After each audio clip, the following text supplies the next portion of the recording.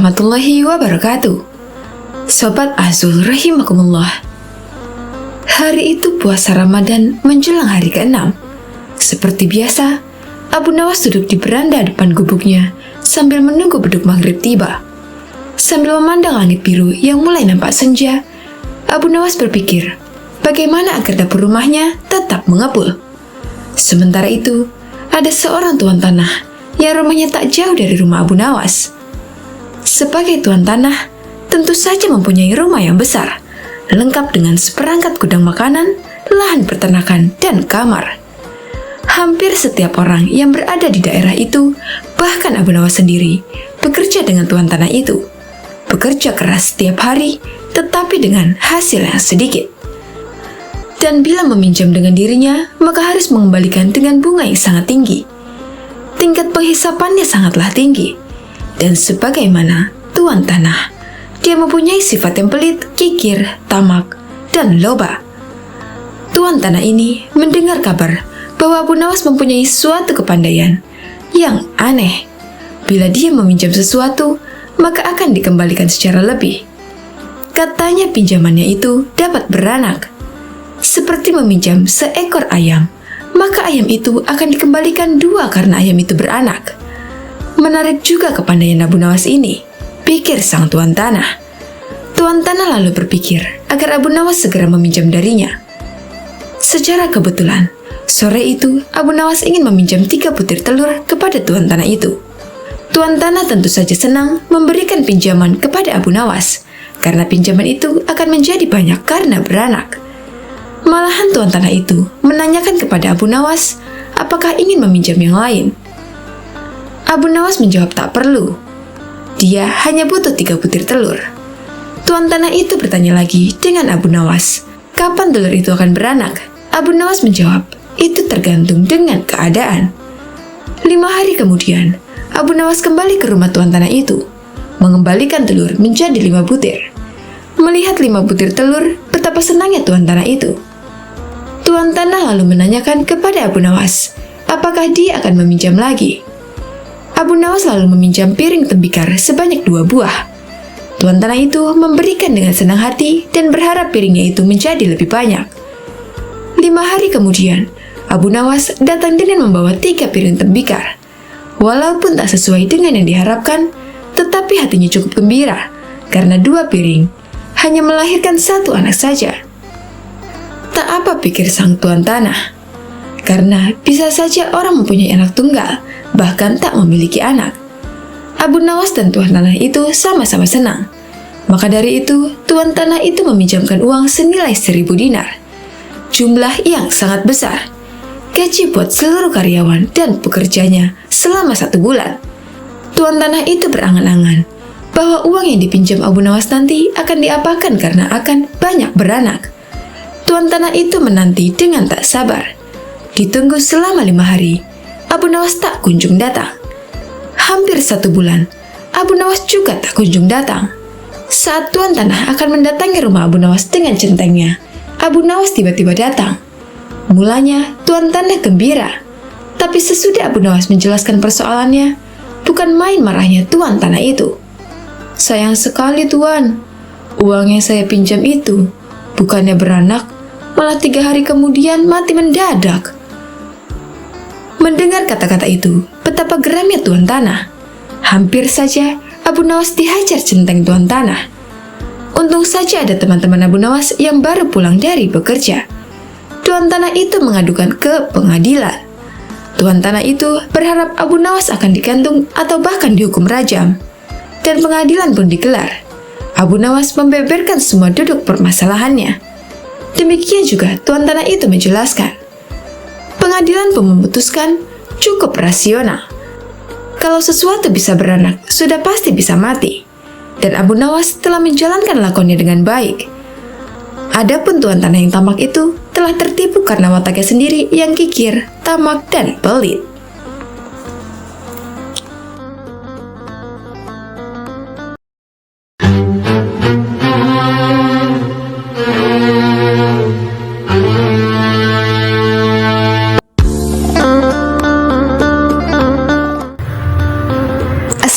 Assalamualaikum warahmatullahi wabarakatuh.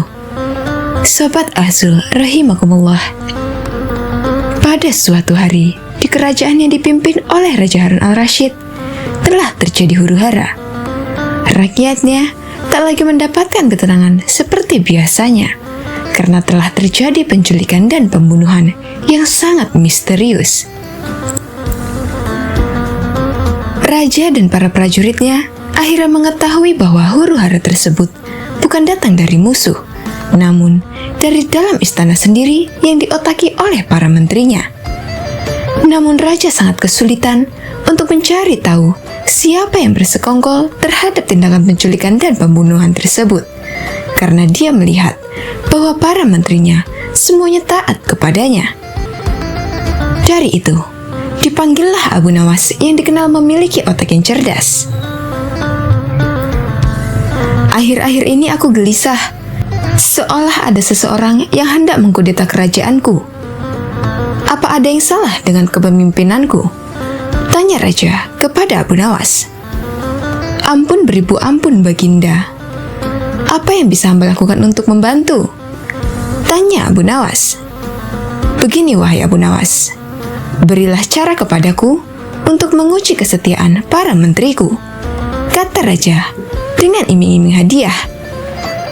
Baiklah Paduka, berilah hamba waktu sehari saja agar bisa memikirkan caranya, ujar Abu Nawas sambil beranjak meninggalkan rajanya. Setibanya di rumah, Abu Nawas berpikir keras untuk menemukan cara yang terbaik dan jitu. Karena kelelahan, Abu Nawas akhirnya tertidur dengan lelapnya. Pada keesokan harinya, ketika dia hendak sholat subuh, dia menemukan sorban yang berbau tak sedap.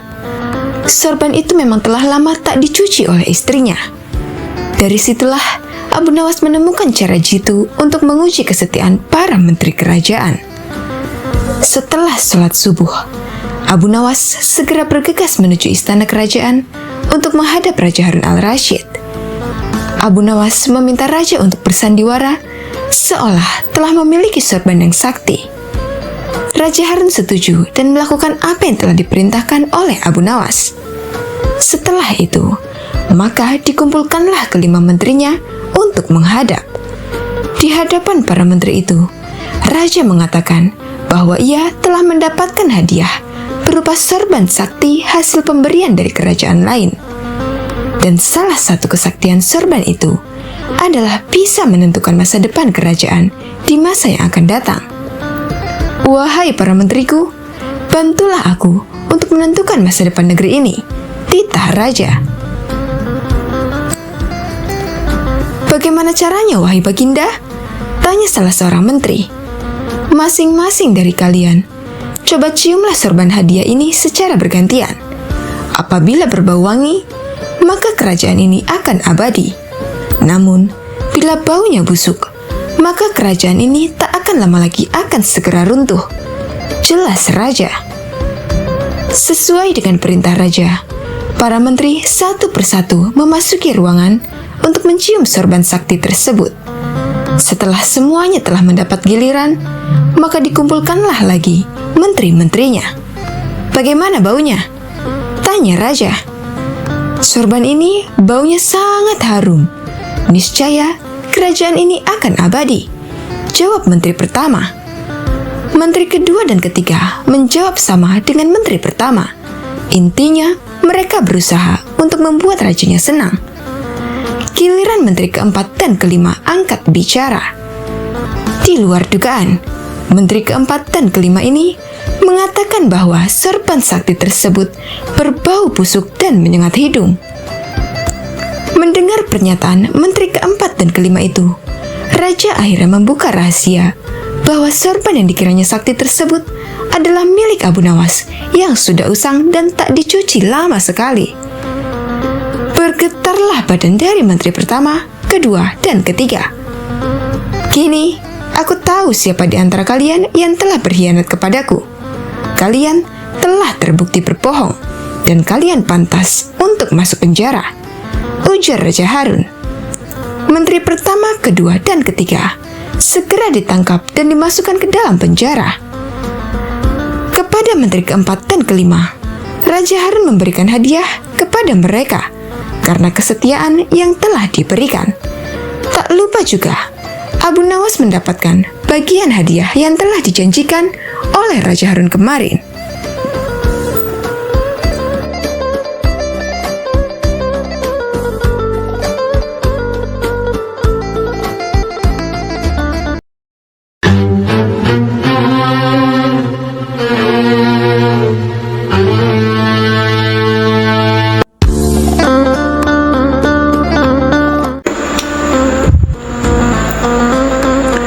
Assalamualaikum warahmatullahi wabarakatuh.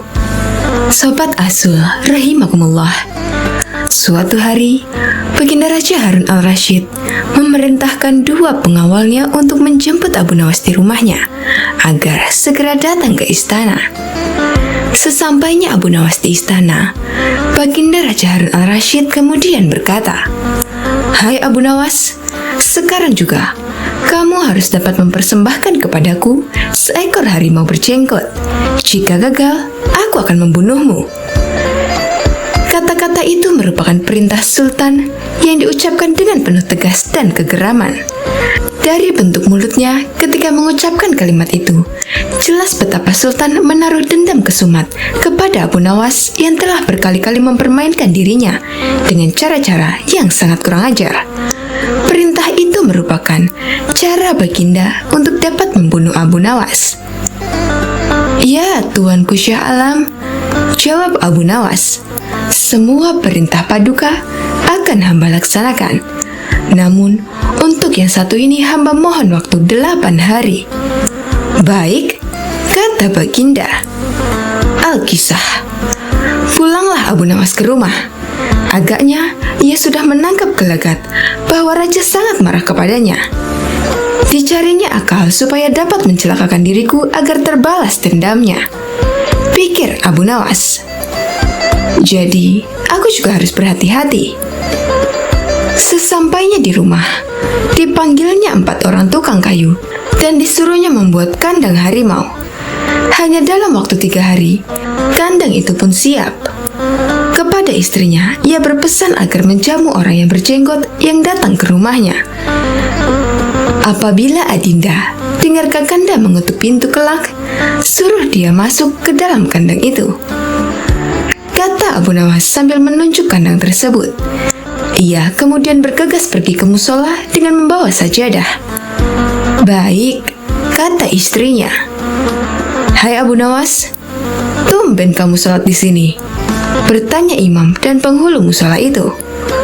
"Sebenarnya, saya mau menceritakan hal ini kepada orang lain. Tapi kalau tidak kepada Tuhan penghulu, kepada siapa lagi saya mengadu?" jawab Abu Nawas. "Tadi malam, saya ribut dengan istri saya. Itu sebabnya saya tidak mau pulang ke rumah." Pucuk dicinta, ulam tu tiba, pikir penghulu itu. Kubiarkan Abu Nawas tidur di sini dan aku pergi ke rumah Abu Nawas menemui istrinya. Sudah lama aku menaruh hati kepada perempuan cantik itu, ucap si penghulu dalam hatinya. "Hai Abu Nawas," kata si penghulu, "bolehkah aku menyelesaikan perselisihan dengan istrimu itu?"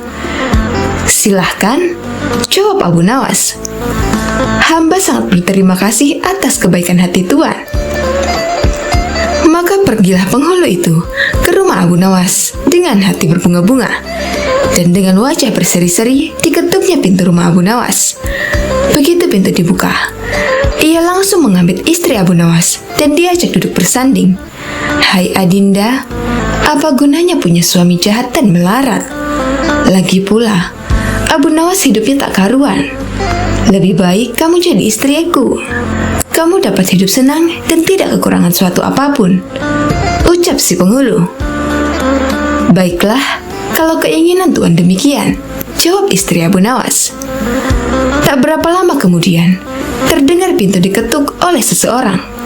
Ketukan itu membuat penghulu beling satan. "Kemana aku harus bersembunyi?" ia bertanya kepada nyonya rumah. "Tuan penghulu, silakan bersembunyi di dalam kandang itu," jawab istri Abu Nawas. Ia lalu menunjuk kandang yang terletak di dalam kamar Abu Nawas. Tanpa pikir panjang lagi, penghulu itu masuk ke dalam kandang itu dan menutupnya dari dalam. Sedangkan istri Abu Nawas segera membuka pintu. Abu Nawas pun masuk ke dalam rumah. "Hai Adinda, apa yang ada di dalam kandang itu?" tanya Abu Nawas. "Tidak ada apa-apa suamiku," jawab istrinya.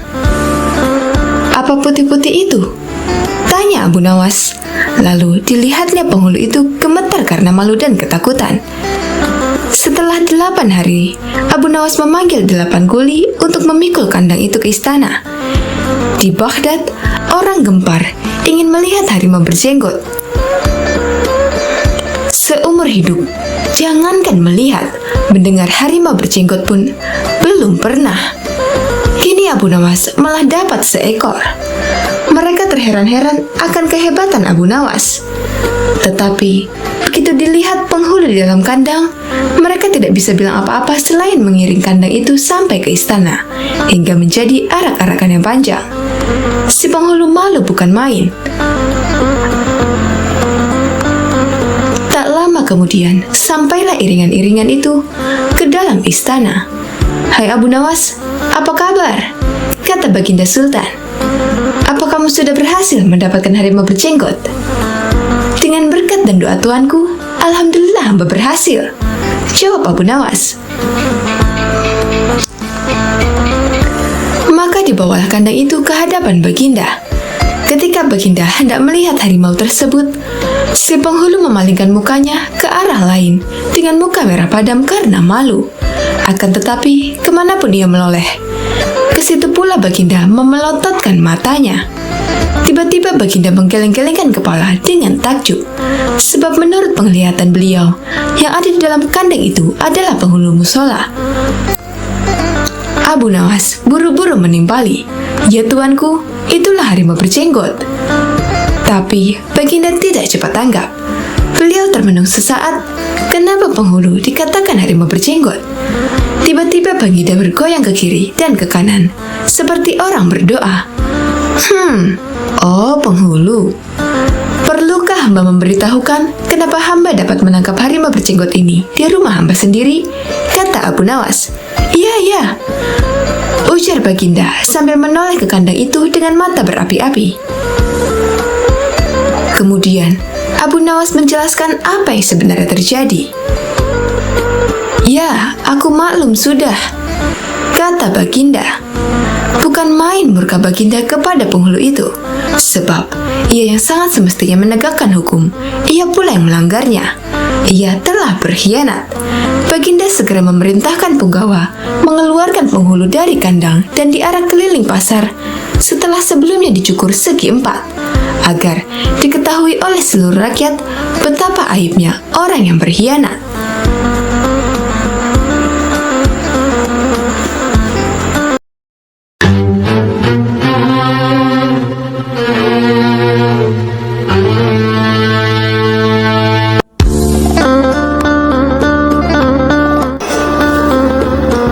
Assalamualaikum warahmatullahi wabarakatuh. Sobat Asul rahimakumullah. Sultan Harun al-Rashid masyghul berat. Konon penyebabnya sudah 7 bulan Abu Nawas tidak menghadap ke istana. Akibatnya suasana Balairung jadi lengang sunyi senyap. Sejak dilarang datang ke istana, Abu Nawas memang benar-benar tidak pernah muncul di istana. Mungkin Abu Nawas marah kepadaku, pikir Sultan. Maka diutuslah seorang punggawa ke rumah Abu Nawas. Tolong sampaikan kepada Sultan, aku sakit hendak bersalin, jawab Abu Nawas kepada punggawa yang datang ke rumah Abu Nawas, menyampaikan pesan Sultan. Aku sedang menunggu dukun beranak untuk mengeluarkan bayiku ini, kata Abu Nawas lagi sambil mengelus-ngelus perutnya yang buncit. Ajaib benar, kata Baginda dalam hati setelah mendengar laporan punggawa setianya. Baru hari ini aku mendengar kabar seorang lelaki bisa hamil dan sekarang hendak bersalin. Dulu, mana ada lelaki melahirkan? Aneh. Maka timbul keinginan Sultan untuk menengok Abu Nawas. Maka, berangkatlah dia, diiringi sejumlah menteri dan para punggawa ke rumah Abu Nawas. Begitu melihat Sultan datang, Abu Nawas pun berlari-lari, menyambut dan menyembah kakinya, seraya berkata, "Ya Tuanku Syah Alam, berkenan juga rupanya Tuanku datang ke rumah hamba yang hina ini." Sultan dipersilakan duduk di tempat yang paling terhormat, sementara Abu Nawas duduk bersila di bawahnya. "Ya Tuanku Syah Alam, apakah kehendak Duli Syah Alam datang ke rumah hamba ini? Rasanya bertahta selama bertahun-tahun, baru kali ini Tuanku datang ke rumah hamba," tanya Abu Nawas. "Aku kemari karena ingin tahu keadaanmu," jawab Sultan. "Engkau dikabarkan sakit hendak melahirkan dan sedang menunggu dukun beranak. Sejak zaman nenek moyangku hingga sekarang, aku belum pernah mendengar ada seorang lelaki mengandung dan melahirkan. Itu sebabnya aku datang kemari." Abu Nawas tidak menjawab, ia hanya tersenyum. "Coba jelaskan perkataanmu. Siapa lelaki yang hamil dan siapa dukun beranaknya?" tanya Sultan lagi. Maka dengan senang hati berceritalah Abu Nawas. Konon, ada seorang raja mengusir seorang pembesar istana. Tetapi, setelah 5 bulan berlalu, tanpa alasan yang jelas, sang raja memanggil kembali pembesar tersebut ke istana. Ini ibarat hubungan laki-laki dan perempuan yang kemudian hamil tanpa menikah. Tentu saja, itu melanggar adat dan agama, menggegerkan seluruh negeri. Lagi pula, apabila seorang mengeluarkan titah, tidak boleh mencabut perintahnya lagi. Jika itu dilakukan, ibarat menjilat air ludah sendiri. Itulah tanda-tanda pengecut. Oleh karena itu, harus berpikir masak-masak sebelum bertindak.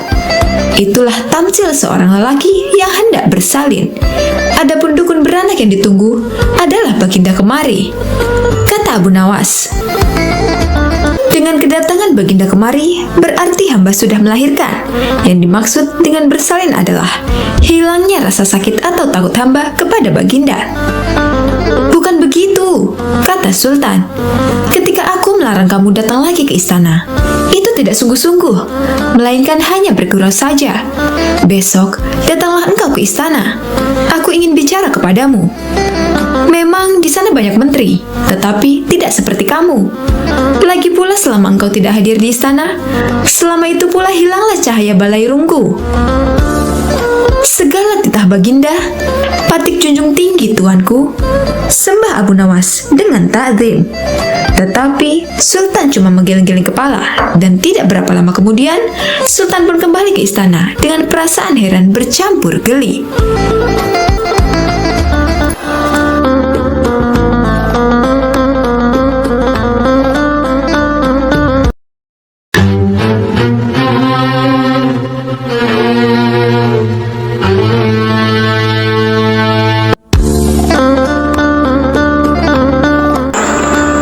Assalamualaikum warahmatullahi wabarakatuh.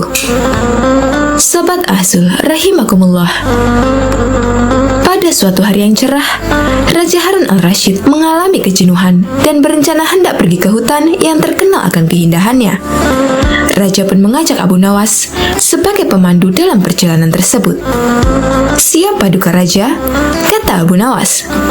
Rupanya Abu Nawas tidak keberatan dengan ajakan rajanya tersebut, dan berangkatlah mereka ke hutan dengan mengendarai keledai sambil bercengkrama di sepanjang perjalanan. Tanpa terasa, mereka sudah menempuh hampir separuh perjalanan, dan tibalah mereka di pertigaan jalan yang jauh dari rumah penduduk. Mereka berhenti karena ragu ke arah mana hutan yang dituju. Setahu mereka, kedua jalan itu memang benar menuju hutan yang mereka tuju. Hutan wisata yang berisi binatang-binatang buas. Abu Nawas pun angkat bicara. "Paduka, saya sarankan agar kita tidak usah meneruskan perjalanan." "Kenapa wahai Abu Nawas?" kata paduka raja. "Hamba berkata demikian karena kalau kita salah pilih jalan, jangan-jangan kita tidak pernah kembali lagi. Bukankah akan lebih bijaksana kalau kita meninggalkan sesuatu yang meragukan? Jawab Abu Nawas. Dalam kebimbangan, anak buah Paduka Raja yang masih merupakan teman Abu Nawas berkata, "Aku pernah mendengar ada 2 orang kembar yang hidup di semak-semak sebelah sana," kata ajudan. "Apakah engkau mengenalnya?" tanya Abu Nawas. "Tidak juga. Mereka adalah si yang memiliki rupa sangat mirip. Yang satunya selalu berkata jujur, dan satunya selalu berkata bohong," jawab ajudan. "Baiklah, kita istirahat dulu. Nanti kita menuju ke rumah si kembar," kata Abu Nawas. Abu Nawas, Paduka Raja, dan prajuritnya kemudian beristirahat sejenak sambil makan. Seusai makan, mereka menuju ke rumah si kembar bersaudara itu. Setelah pintu diketuk, maka keluarlah salah satu dari mereka. "Maaf, aku sangat sibuk hari ini. Engkau hanya boleh mengajukan 1 pertanyaan saja, tidak lebih," kata dia. Abu Nawas pun mendekati salah satu si kembar yang beda sifat itu dan mulai menanyakan jalan yang menuju hutan yang indah dan berbisik. Dan salah satu si kembar itu pun menjawabnya dengan berbisik pula. Setelah itu Abu Nawas dan rombongan segera pamit untuk meneruskan perjalanan. "Paduka Raja, hutan yang kita tuju jalan sebelah kanan," kata Abu Nawas. "Bagaimana engkau bisa tahu harus ambil jalan arah kanan? Sedangkan kita tidak tahu apakah orang yang kita tanya tadi orang yang selalu berkata benar atau berkata bohong," tanya Paduka Raja. "Wahai Paduka, orang yang aku tanyai tadi menunjukkan jalan sebelah kiri," kata Abu Nawas. Paduka Raja masih juga belum mengerti dengan perkataan Abu Nawas. "Apa maksudnya?" tanya Raja. "Karena orang itu menunjukkan jalan sebelah kiri," jawab Abu Nawas. "Coba jelaskan kepadaku," tanya Raja. "Tadi aku bertanya ke orang itu, apakah yang akan dikatakan saudaramu bila aku bertanya jalan mana yang menuju hutan yang indah? Dan dia menjawab sebelah kiri. Dengan pertanyaan itu, siapapun yang aku tanya, entah si kembar yang selalu berbohong maupun si kembar yang selalu berkata jujur, pasti akan menjawab sebelah kiri." Jawabannya, yang pertama, bila yang ditanya tadi adalah orang yang selalu berkata benar, jalan sebelah kiri. Karena ia tahu saudara kembarnya akan mengatakan jalan sebelah kiri, sebab ia tahu saudara kembarnya selalu berkata bohong. Yang kedua, bila yang ditanya tadi orang yang berkata bohong, jalan sebelah kiri.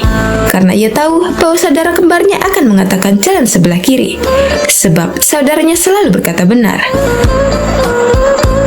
Akhirnya, rombongan raja itu memilih jalan yang ditunjuk Abu Nawas. Tak lama kemudian, masuklah mereka ke dalam hutan yang memiliki pemandangan yang indah. Raja pun menjadi senang dan memberikan sebuah hadiah kepada Abu Nawas.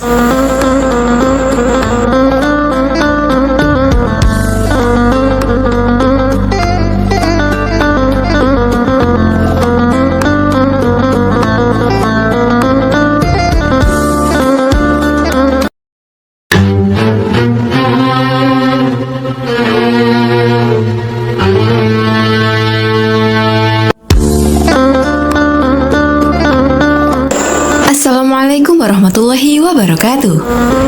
Sobat Azul rahimakumullah. Abu Nawas memang cerdik. Meskipun tak mempunyai kemampuan untuk melaksanakan titah sang raja, namun dia selalu berhasil melaksanakan tugasnya. Dan hadiah selalu menanti. Sungguh rezeki yang tak disangka. Suatu ketika, Abu Nawas diundang oleh Raja Harun al-Rasyid untuk makan bersama. Maka berangkatlah para pengawal kerajaan untuk menjemput Abu Nawas di rumahnya. Tak berapa lama kemudian, Abu Nawas telah sampai di istana dengan pakaian sederhana. Abu Nawas langsung diajak berbincang di sebuah pendopo dengan berbagai jamuan makan lengkap dengan minuman yang segar. Melihat begitu banyaknya makanan, Abu Nawas pun sangat lahap menyantap makanan yang dihidangkan kepadanya. Sementara itu Raja masih meneruskan perbincangannya dengan Abu Nawas tentang kekuasaannya. Raja Harun bercerita kepada Abu Nawas terkait dengan luasnya wilayah yang telah dipimpinnya. Namun, Abu Nawas nampak tidak menggubris, malah dia sibuk dengan makanan yang tersaji di hadapannya. Tak lama kemudian, Raja mulai melontarkan berbagai pertanyaan kepada Abu Nawas. "Hai Abu Nawas, kalau setiap benda ada harganya, berapakah harga diriku ini?" tanya Raja. Abu Nawas yang masih dalam kondisi kekenyangan setelah makan menjawab sekenanya tanpa berpikir panjang. Hamba kira mungkin sekitar 100 dinar saja, Paduka," jawab Abu Nawas.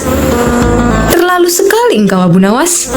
Harga sabuku saja 100 dinar," bentak Raja. "Tepat sekali, Paduka.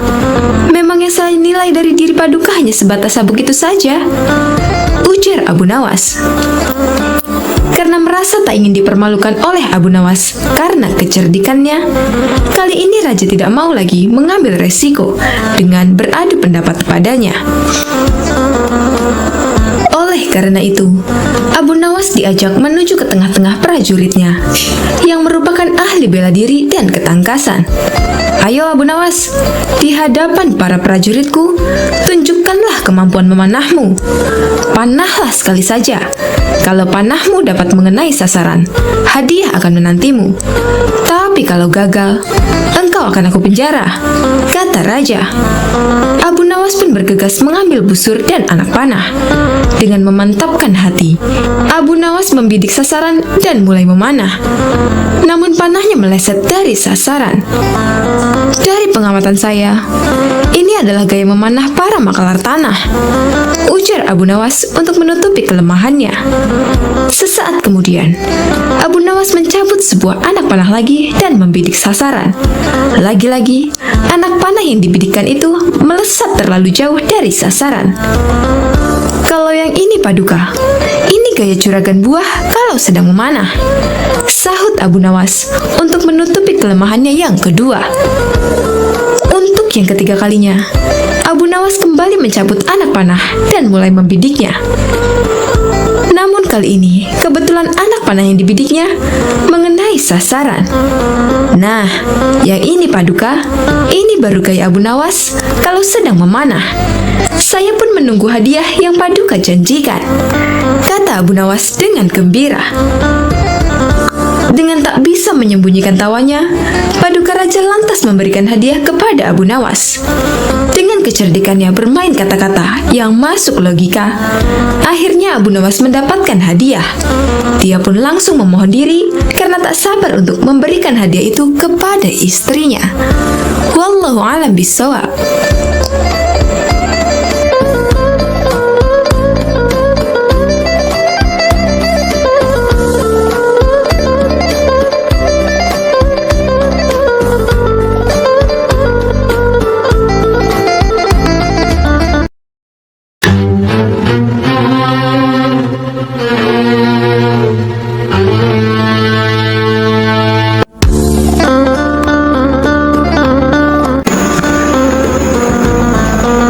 Assalamualaikum warahmatullahi wabarakatuh. Sahabat Azul rahimakumullah.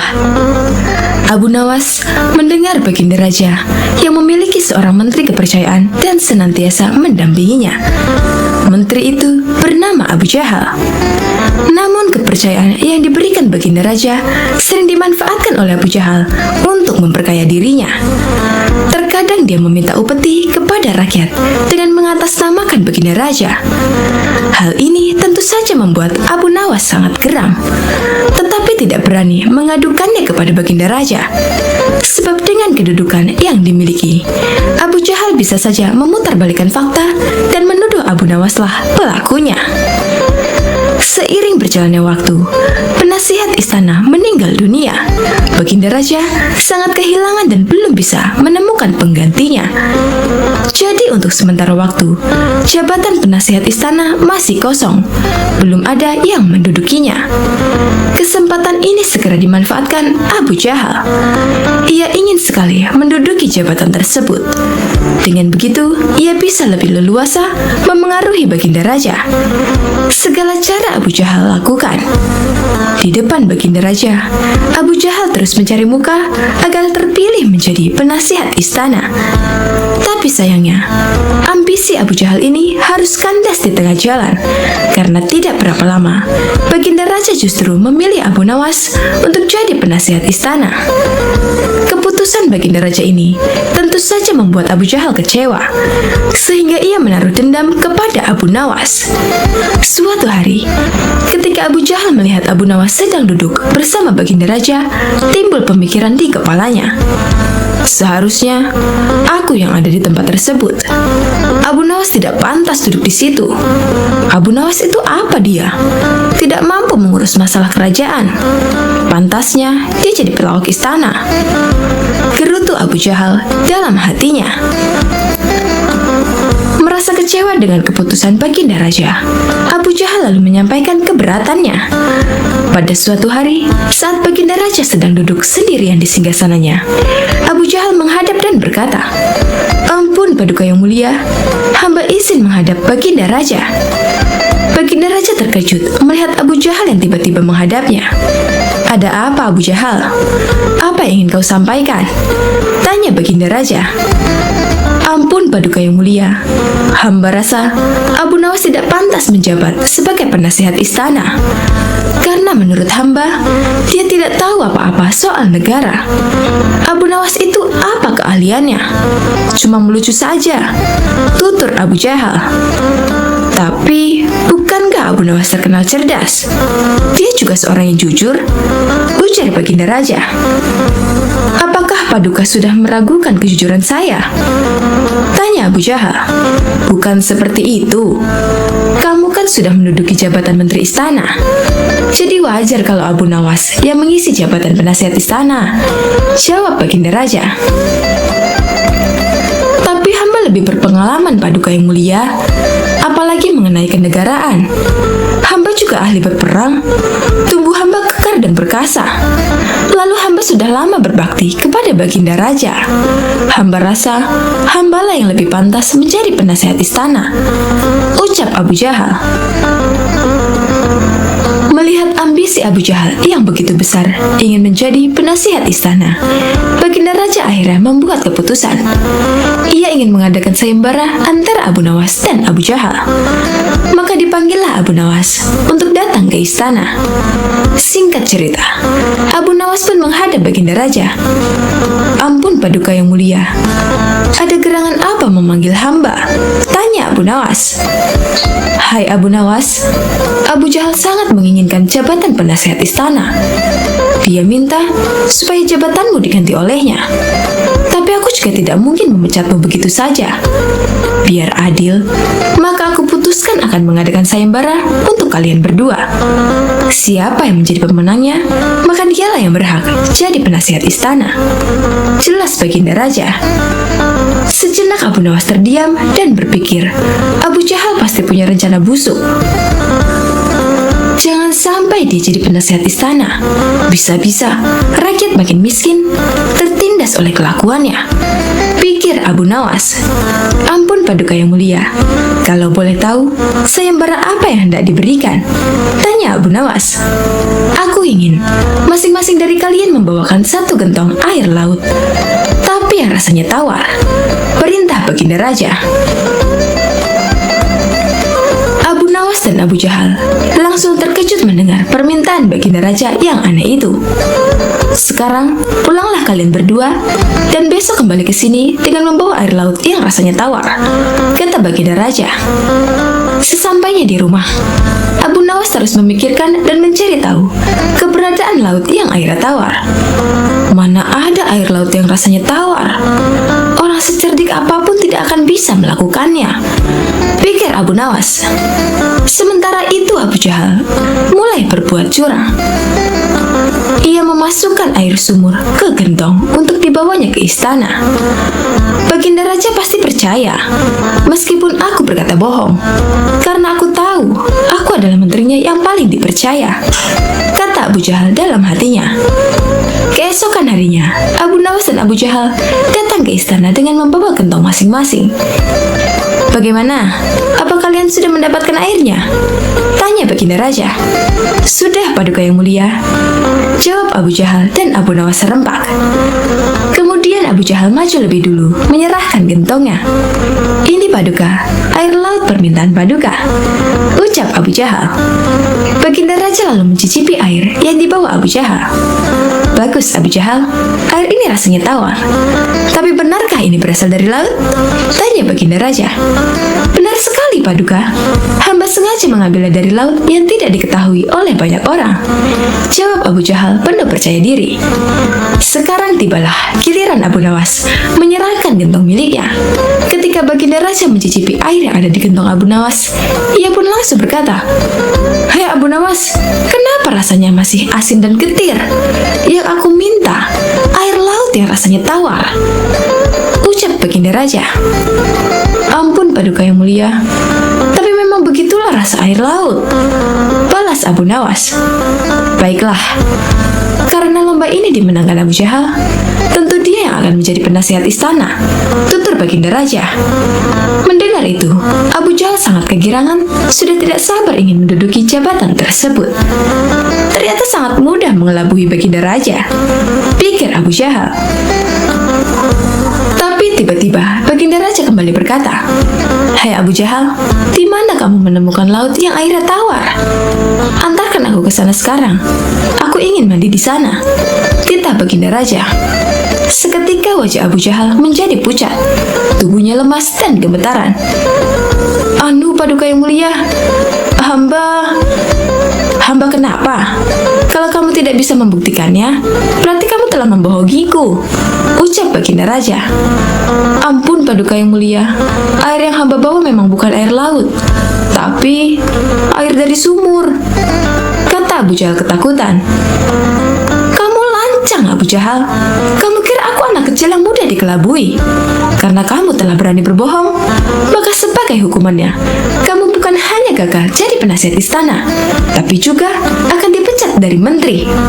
Kamu juga harus menjalani hukuman penjara," bentak Baginda Raja. Kemudian Baginda Raja memerintahkan beberapa pengawal untuk menangkap Abu Jahal dan memasukkannya ke penjara. Kini tinggallah Abu Nawas di hadapan Baginda Raja. "Hai Abu Nawas, bukankah kamu terkenal cerdik? Bisa saja kamu membohongiku, dan dengan kecerdikanmu itu, kamu tentu bisa menutupi kebohonganmu. Tapi kenapa kau tidak lakukan?" tanya Baginda Raja. "Ampun Paduka yang mulia, hamba memang cerdik, tapi hamba bukan pembohong. Secerdik apapun manusia, tidak akan ada yang bisa mengubah rasa air laut menjadi tawar," terang Abu Nawas. "Kamu benar Abu Nawas, itulah orang yang saya cari untuk menduduki jabatan sebagai penasihat istana, cerdik dan juga jujur," kata Baginda Raja tersenyum puas. Wallahu a'lam bishawab.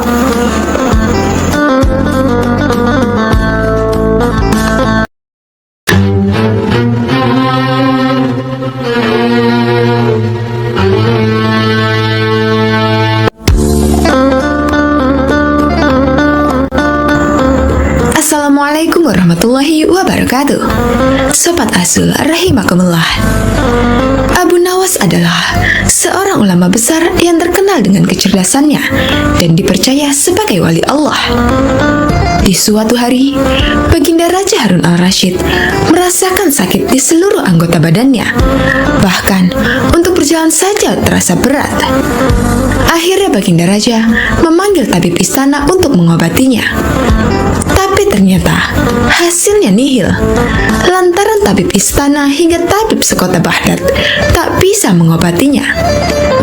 Akhirnya, Raja Harun al-Rashid membuat sayembara untuk para tabib agar bisa menyembuhkan penyakitnya. Barang siapa yang bisa mengobati penyakit Baginda Raja akan diberi hadiah uang emas yang banyak. Sayembara tersebut pun menyebar di seluruh kota. Banyak para tabib yang akhirnya ikut mengadu nasib untuk mengobati Baginda Raja. Abu Nawas yang mendengar sayembara itu pun tertarik untuk mencobanya. Padahal ia sama sekali tidak mempunyai kemampuan untuk mengobati. Hari yang ditunggu pun telah tiba.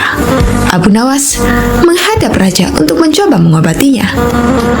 "Abu Nawas, rupanya engkau ikut pula dalam sayembara yang kuadakan ini," kata raja. "Benar, Baginda," kata Abu Nawas.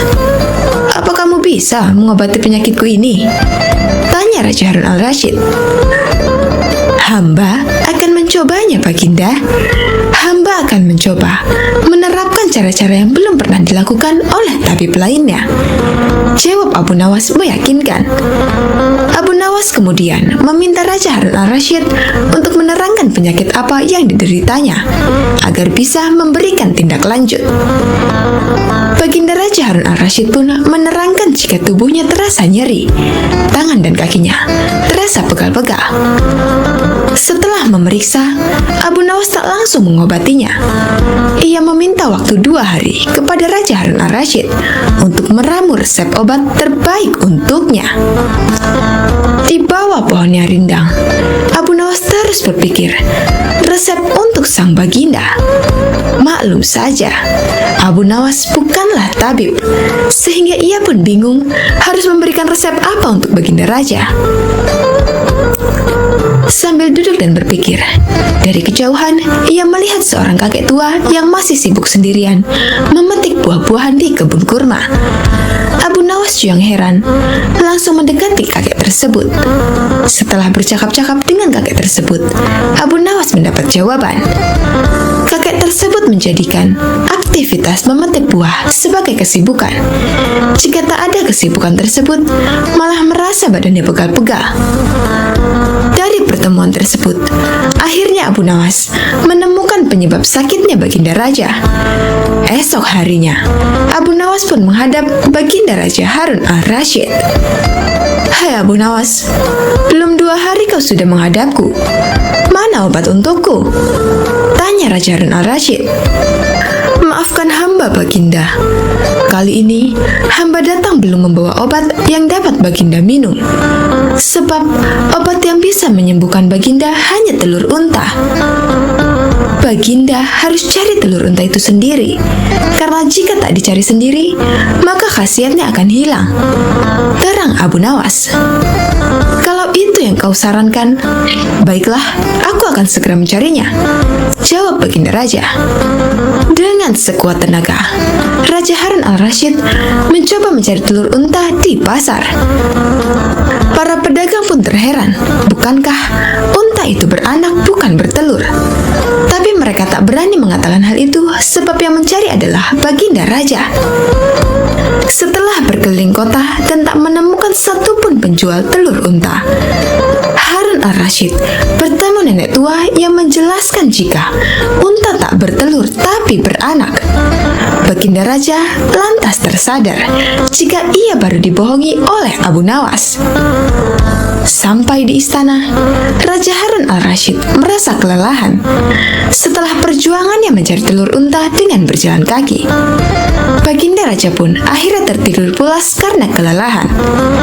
Esok harinya, baginda raja tampak segar bugar, dan anehnya sakit yang diderita hilang begitu saja.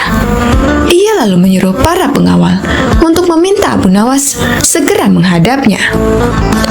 Tak lama kemudian, Abu Nawas pun menghadap. "Bagaimana Baginda? Apakah Baginda telah menemukan telur unta yang hamba ajukan?" tanya Abu Nawas setelah memberikan salam kedatangan. "Rupanya, engkau telah mempermainkanku ya?" jawab Baginda. "Apa yang Baginda maksud?" tanya Abu Nawas. "Engkau menyuruhku mencari telur unta, padahal unta tak bertelur, melainkan beranak," terang Raja Harun al-Rasyid. Abu Nawas kemudian menceritakan pertemuannya dengan kakek tua, hingga ia memperoleh hikmah bahwa anggota badan yang tak pernah digerakkan akan membuat orang sakit. Pengalaman itulah yang ingin diterapkan Abu Nawas kepada bagindanya, supaya baginda raja tidak hanya memerintah tetapi juga bergerak. Tentu saja baginda tidak akan menemukan telur unta, sebab tidak akan mungkin ada unta yang bertelur. Tapi, bukankah Baginda sekarang sudah merasa lebih enakan? Tanya Abu Nawas setelah memberikan penjelasan. Benar? Apa yang kau katakan itu benar, Abu Nawas? Jawab raja yang tak lagi marah mendengar jawaban Abu Nawas. Bahkan aku semalam dapat tidur dengan pulas sekali. Lanjut Baginda Raja. Kalau begitu, betul jika ada pepatah yang mengatakan, tidak ada kelezatan kecuali setelah kepayahan. Sahut Abu Nawas. Mendengar hal itu, Raja Harun al-Rasyid pun tertawa dan geleng-geleng kepala atas kecerdikan Abu Nawas.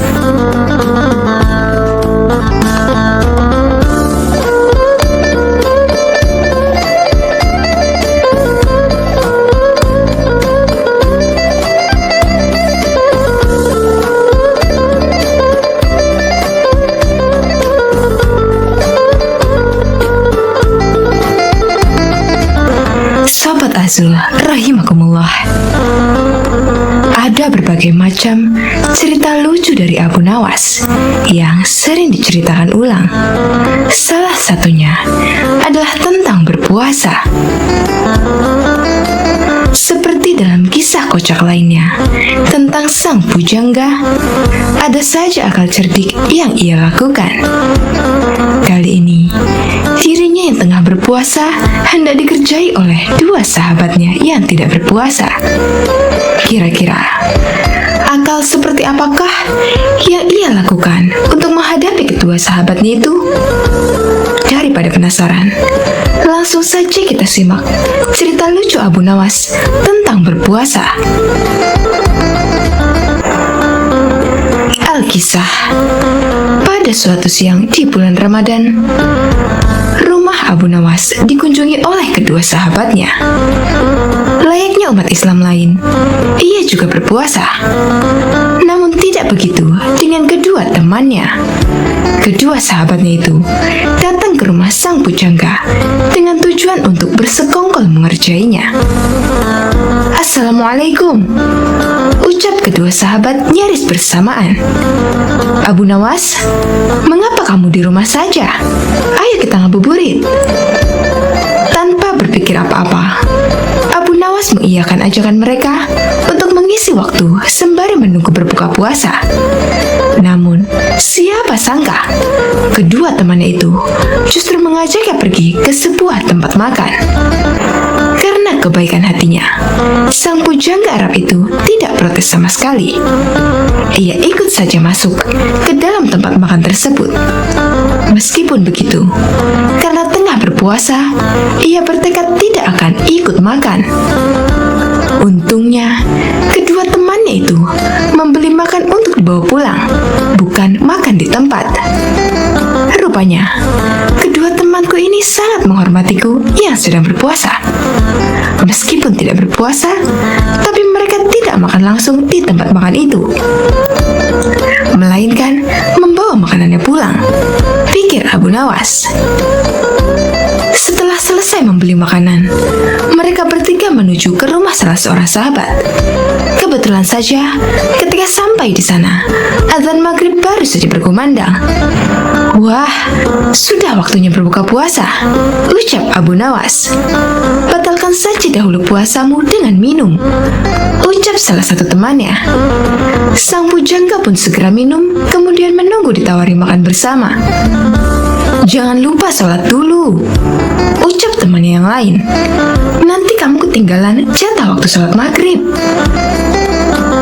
Benar juga, jawab Abu Nawas. Ia kemudian mengambil air wudhu dan menjalankan ibadah sholat maghrib. Seusai sholat, ia kembali menemui kedua sahabatnya sambil berpikiran, kali ini akhirnya ia bisa makan. Mengapa kamu tidak mengaji Al-Quran? Tanya temannya. Mumpung perutmu masih kosong, lebih baik kamu mengaji dahulu. Takutnya, nanti kalau sudah kenyang, kamu jadi mengantuk. Lama-kelamaan, penyair dari Persia itu merasa jengkel. Ia merasa kalau kedua sahabatnya itu sedang mengerjainya. Meskipun begitu, ia tetap menurut dan mengaji Al-Quran. Kemudian, apakah setelah mengaji, akhirnya ia bisa makan? Tentu saja tidak. Abu Nawas, sekarang mari kita lompat tidur, ucap salah satu temannya. Esok pagi yang memiliki mimpi paling indah akan bisa memakan makanan ini. Bukannya mengajak makan, temannya itu justru mengajak lompat tidur. Tentu saja saat itu ia benar-benar sadar kalau ia sedang dikerjai oleh teman-temannya. Meskipun marah, tokoh yang hidup di abad ke-8 ini tetap menyanggupi perlombaan yang tidak masuk akal tersebut. Ia dan kedua sahabatnya tidur malam itu juga. Dan keesokan harinya, setelah bangun tidur, mereka pun kembali berkumpul untuk membicarakan mimpi yang mereka dapatkan semalam. Salah satu dari teman Abu Nawas memulai ceritanya. Semalam, aku bermimpi sangat indah sekali. Di dalam mimpi itu, aku memiliki rumah mewah, mobil mewah, uang yang banyak, dan pesawat pribadi. Hidupku pokoknya sangat sempurna. Teman yang lain menganggukkan kepalanya beberapa kali ketika mendengar cerita itu. Mimpimu memang indah, sahabat, ucapnya kemudian. Tapi egois sekali. Kalau aku semalam justru bermimpi kalau negeriku ini tidak punya hutang. Infrastrukturnya berkembang dengan baik. Jalan-jalan yang mulus, pelabuhan selalu lancar, ongkos transportasi murah, dan semua rakyatnya begitu sejahtera hingga aku tak bisa menemukan orang yang berhak menerima zakat. Mendengar cerita tentang mimpi tersebut, salah satu sahabat sampai terkagum-kagum. Mimpimu luar biasa sekali, sahabat, ucap salah satu sahabatnya. Bagaimana denganmu, Abu Nawas? Apakah mimpimu lebih luar biasa dari sahabat kita ini? Coba ceritakanlah kepada kami, wahai sahabat. Sayangnya, mimpiku hanya biasa saja, ucap sang pujangga memulai ceritanya. Semalam aku bermimpi dengan Nabi Daud alaihi salam. Kalian tentu tahu kan kalau Nabi Daud gemar berpuasa. Beliau seringkali berpuasa sehari, kemudian berbuka sehari setiap waktu. Kedua sahabat itu mengangguk-anggukkan kepalanya. Kemudian, semalam dalam mimpiku, Nabi Daud bertanya kepadaku, "Apakah engkau berpuasa, wahai Abu Nawas?" Tentu saja aku langsung menjawab iya. Kemudian beliau kembali bertanya, "Sudahkah engkau berbuka puasa, wahai Abu Nawas?" Dan aku hanya bisa menjawab, "Belum." Kemudian Nabi Daud alaihissalam menyuruhku segera berbuka puasa. Saat itu juga, aku langsung bangun dari tidur dan mengambil makanan yang sudah kalian belikan kemarin sore. Kontan, kedua sahabat pun hanya bisa saling berpandangan. Salah satu dari mereka kemudian mengecek makanan yang mereka simpan di dalam lemari malam sebelumnya. Benar saja, semua makanan yang mereka simpan kemarin kini telah raib. Berarti semalam sang bujangga sungguh-sungguh memakan makanan itu. Kedua sahabat pun langsung menyesali perbuatan mereka kemarin.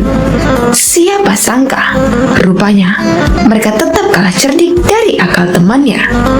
Berniat mengerjai, justru akhirnya ganti dikerjai.